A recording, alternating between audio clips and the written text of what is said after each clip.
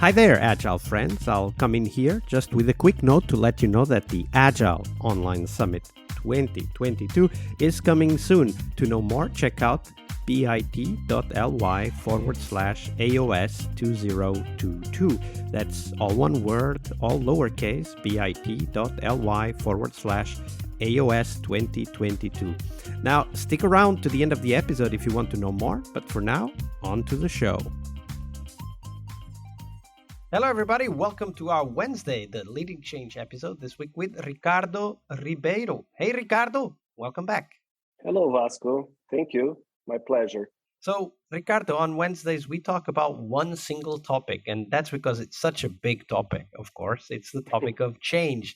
And I usually say that we want to focus on change leadership, not just managing what happens during a change process, but to be part of that change process itself and to even, if possible, be a change agent, somebody that can bring value to the change process that we are part of.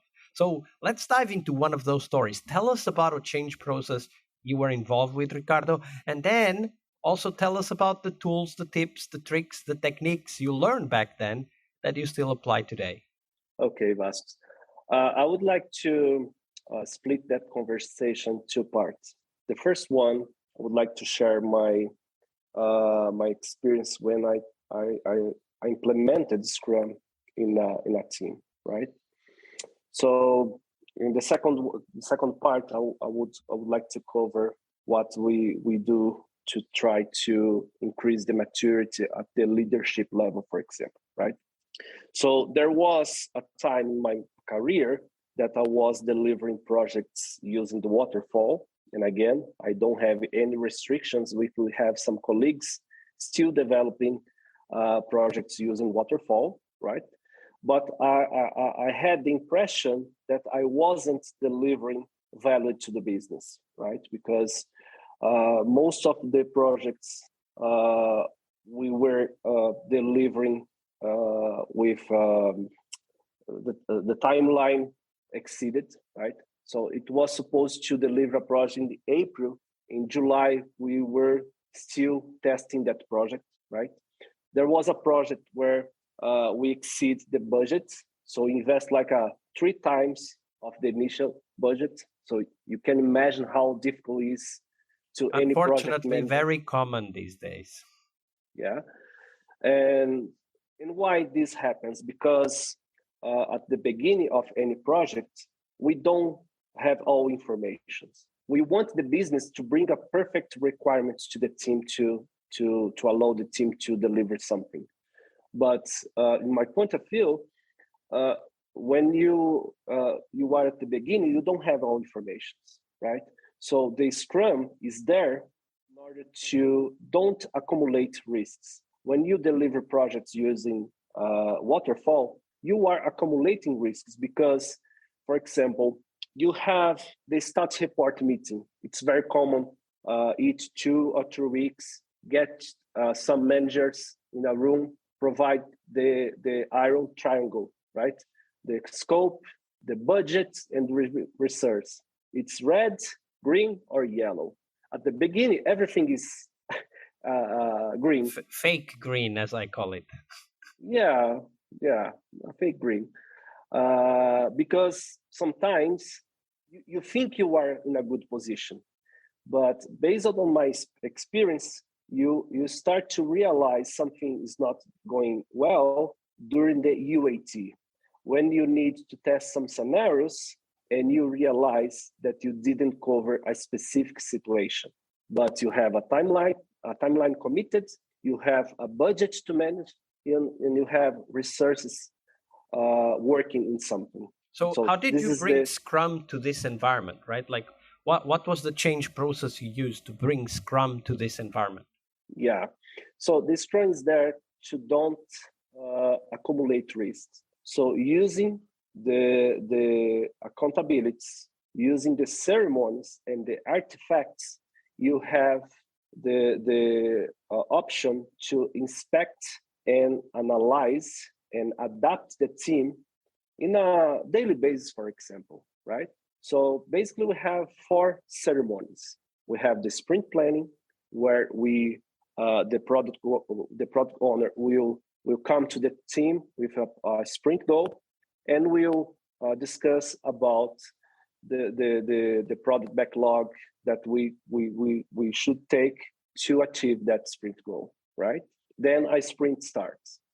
Then we have the daily. But before you go further, so we know more or less what are the ceremonies, but how did you introduce them to this team? Like, what were the steps you took to introduce them to the team? Actually, we got, I think it was 2 or 3 projects, and we just tried to assess the outcomes of each project. Then we realized the first one, we missed the timeline by 2 months. The second one, we missed the timeline, and we spent like 3 times the initial budget. And I think the third one, we delivered something to the business that was irrelevant. And we start to discuss better ways to avoid that to happen again. And we realized that there was a fancy word called Scrum that we could try to use, right? So basically, it was necessary to show some evidence to the team and to the management that in that way, it wasn't possible to deliver something very valuable. So that's one of the things you did, right? Like, you looked at past projects, evaluated their performance, and used that as a change starter, a change catalyst, right? Like, bring it to management, say, hey, we need a better alternative. I know this thing called Scrum.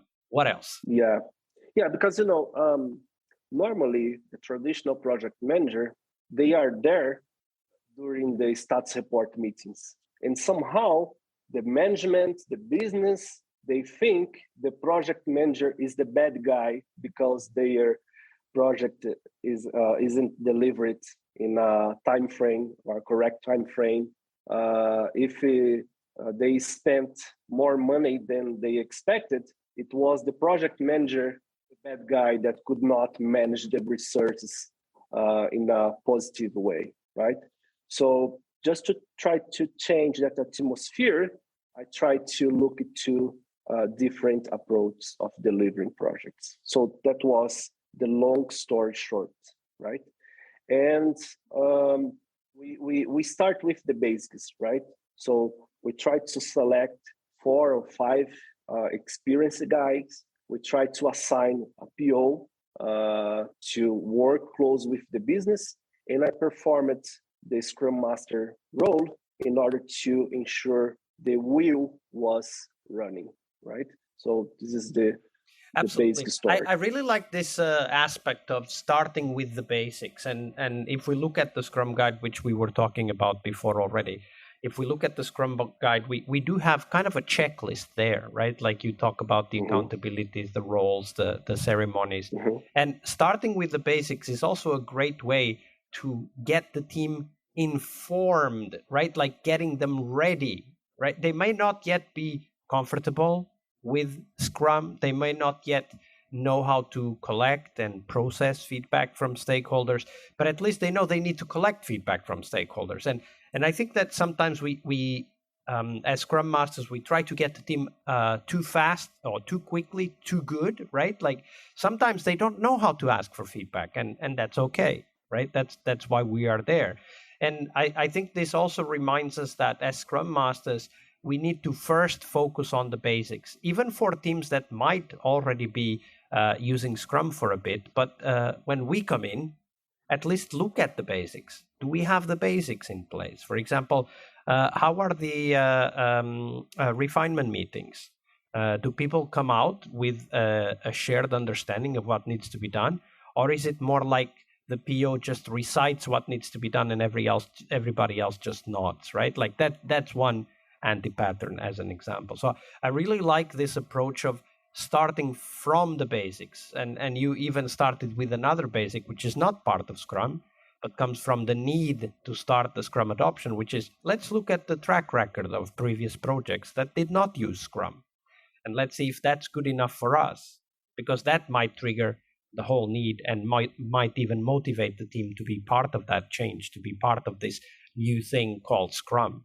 Yeah, so when I say start with basics, we didn't have a centralized repository that we could work with the business, we didn't have all the requirements from the business in a single repository, right?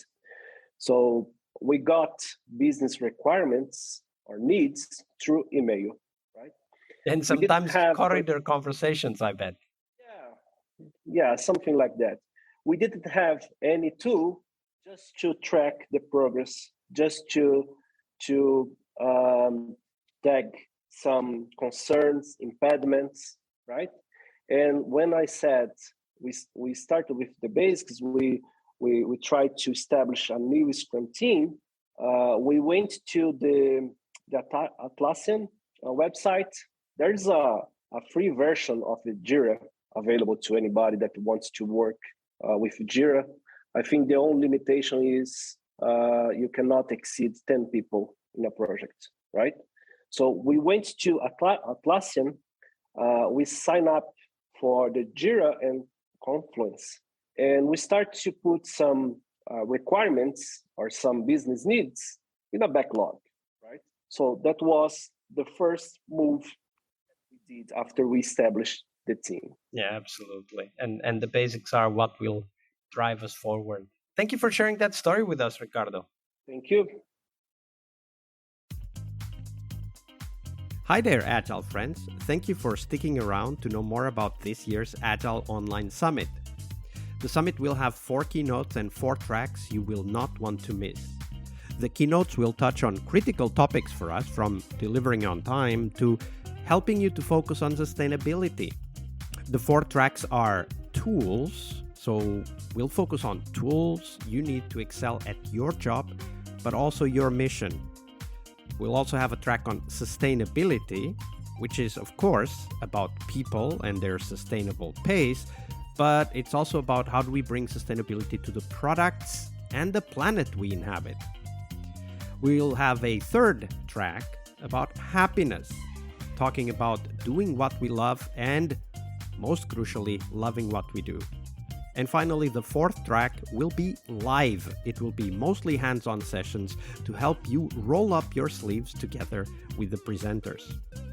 Oh, and we will also have a coaching clinic, as we usually do, organized to help you discuss and get inspired to solve the hardest challenges you face at work. This year, we'll have a special emphasis on interaction with your peers, so get your ticket and join the Slack at bit.ly/AOS 2022. As always, we have free tickets for anyone that wants to attend live, and the VIP tickets for those of you who want to keep the videos forever. So check them out at bit.ly/AOS 2022. I'll see you on the conference floor. Leading change is one of the core skills we must acquire, but it is only one of the steps towards our success as Scrum Masters. Tomorrow, on Success Thursday, we will talk about how to define success for the Scrum Master role, we'll cover tips on how to measure your way to that position, and most importantly, how to develop that focus on continuous improvement that is as important for Scrum Masters as it is for teams. See you tomorrow.